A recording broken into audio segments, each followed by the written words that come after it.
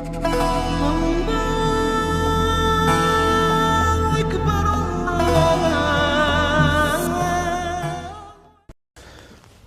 আলাইকুম ওয়া রাহমাতুল্লাহি ওয়া বারাকাতুহু। আলহামদুলিল্লাহি কাফা ওয়া সালামুন আলা ইবাদিহিল্লাযীনা ইসতাফা। আম্মা বা'দ, ফাআউযু বিল্লাহি মিনাশ শাইতানির রাজীম। বিসমিল্লাহির রহমানির রহিম। ক্বালা আল্লাহু তাবারাকা ওয়া তাআলা, ওয়া মা উবাররিউ নাফসি ইন্নান নাফসা লাআম্মারাতুম বিসসু ইল্লা মা রাহিমা রাব্বি। সদাকাল্লাহুল মাওলানাল আযীম। সম্মানিত শ্রোতা মণ্ডলী, যারা আমাকে দূরে এবং কাছে যে যেখান থেকে আমাকে দেখছেন, আমি সকলকে কালচার কানেক্ট টিভির পক্ষ হইতে সকলকে স্বাগত জানাচ্ছি। এই পর্বে ইনশাআল্লাহ আজকে আমরা আলোচনা করব নফস সম্পর্কে, আমাদের দিল সম্পর্কে। নফস, কয়েক রকমের নফস আছে এবং এটা আমাদের রোজার সাথে সম্পর্কিত। আমরা রোজা রাখলাম, কিন্তু আমি আমার নফসকে কন্ট্রোল করতে পারলাম না, তাহলে আমি রোজা রাখবো কিন্তু রোজার পরিপূর্ণতা অর্জন করতে পারবো না।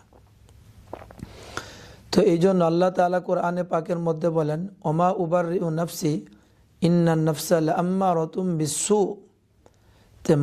একটা হলো নফসে লাআম্মারাতুম বিসসু, নফসে আম্মারা।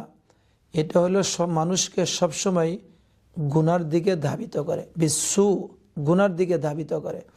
আমাদেরকে নফসে সবসময় গুনার দিকে, অন্য অন্যায় কাজগুলোকে, খারাপ কাজগুলোকে ভালো করে, সুন্দর করে সাজিয়ে গুছিয়ে আমাদের সামনে পেশ করে।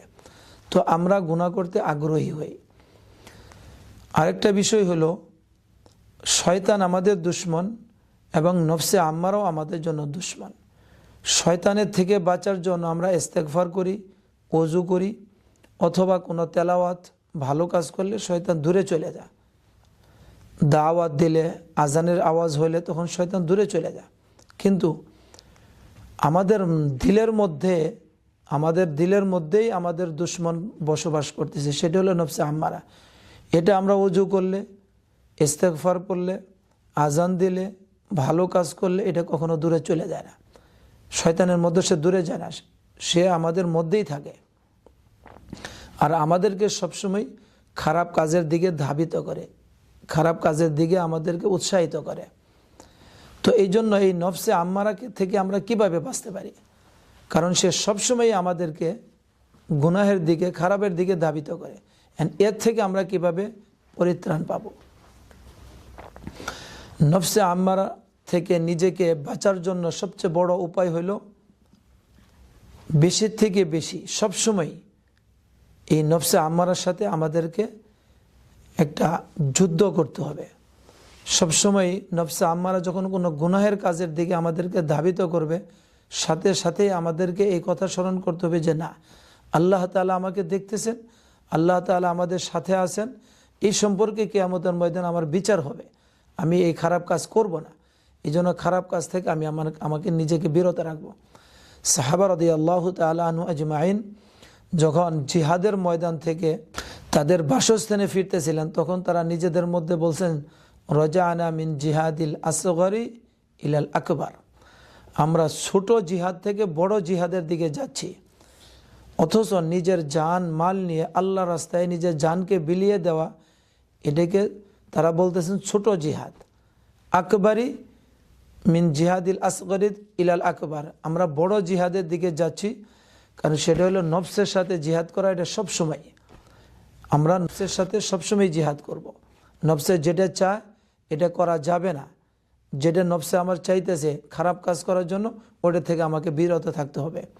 এই জন্য এই কাজটা আমাদের সবসময়ই করতে হবে। যদি আমি এইভাবে নফসের সাথে আমি এরকম মুজাহেদা, আল্লাহ তাআলা বলেন, আল্লাযীনা জাহাদু ফীনা লানাহদিয়ান্নাহুম সুবুলানা, এইভাবে যখন আমরা পরিশ্রম করতে থাকবো, এরকমভাবে নফসের সাথে বিরোধিতা করতে থাকবো, লানাহদিয়ান্নাহুম সুবুলানা, আল্লাহ পাক রব্বুল আলামিন আমাদের জন্য হেদায়েতের রাস্তা খুলে দিবেন, সঠিক রাস্তা আল্লাহ তাআলা আমাদেরকে দেখাবেন।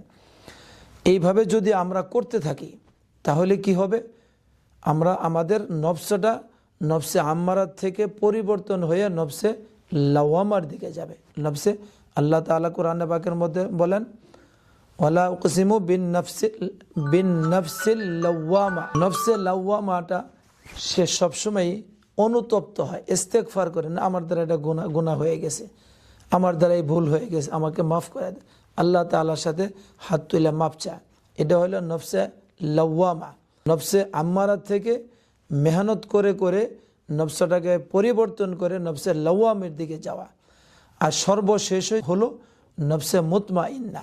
নফসে মুতমাইন্না হলো ইরজিই ইয়া আইয়াতুহান নফসুল মুতমাইন্না ইরজিই ইলা রাব্বিকা রাদিয়াতাম মারদিয়া ফাদখুলি ফি ইবাদি ওয়াদখুলি জান্নাতি। নফসে মুতমাইন্না হলো সবসময় আমাদেরকে জান্নাতের রাস্তা দেখা, আল্লাহ সন্তুষ্টির রাস্তা দেখা। তো এই জন্য 3টা ধাপ। নফসে আম্মারা থেকে আমাদের সবসময় সতর্ক থাকতে হবে, এর পিছনে মেহনত করে করে এটাকে পরিবর্তন করে নফসে লাওয়ামার দিকে আনতে হবে। আর নফসে লাওয়ামার দিকে যখন আমরা চলতে থাকবো, ইনশাআল্লাহ নফসে মুতমাইন্না চলে আসবে। সেটা সবসময় আমাদেরকে ভালো কাজের দিকে উদ্বুদ্ধ করে। এখন আমাদের মেন বিষয় হলো রমজানের সাথে নফসে আম্মারার কি সম্পর্ক। রমজানের সাথে নফসে আম্মারা সম্পর্ক হলো, যখন আমরা রোজা রাখি আমাদের ক্ষুধার্ত থাকি, দিল নরম থাকে। আমাদের ক্ষুধার্ত থাকার কারণে আমরা অনেক জিনিস চাইলেও করতে পারি না, বা অনেক জিনিস আমাদের করতে ইচ্ছা জাগে না। এই সময়টার মধ্যে বেশি থেকে বেশি নেক আমল করা, ভালো আমল করা, মানুষের সাথে সুন্দর আচরণ, ভালো ব্যবহার করা।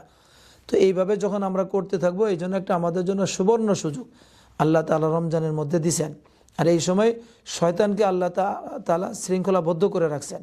তো এই সময় আমরা যত বেশি ভালো আমল করব, তো ভালো কাজের অভ্যাস আমাদের মধ্যে আসবে, নফসে লাওয়ামা আমাদের মধ্যে চলে আসবে। যত বেশি করতে থাকবো তত বেশি নফসে মুতমা ইনশাআল্লাহ আমাদের মধ্যে চলে আসবে।